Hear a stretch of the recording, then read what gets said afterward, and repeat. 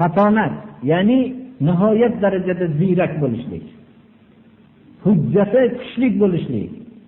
Payg'ambarlar tarixida biror bir raqiblari oldida mulzam bo'lganlari yo'q.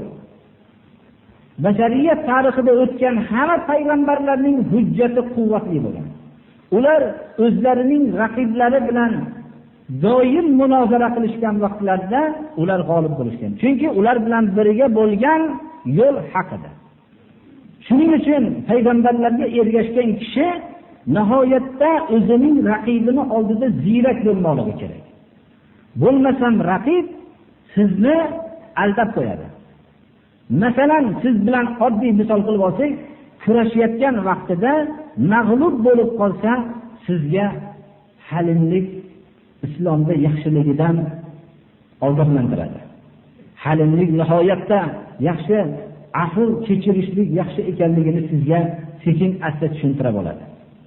Siz agar ziyrak bo'lmasangiz, u quvvatli bo'lganda, sizni yenganda hech qanday unga halimlik ham kerak emas edi. Ziyrak bo'lmoqlik kerak bo'ladi. Sahobiy ikromlar, xulafoi roshidinlar hammalari ziyrak bo'lishganlar. Umar ibn Xattob radhiyallohu anhu aytganlar: "Inni afdalu min an akhda'a ahadan va a'qalu min an ukhda'a li ahadin." Men birovni aldashlikdan afzalman, birovga aldanishlikdan aqlliroqman deganlar.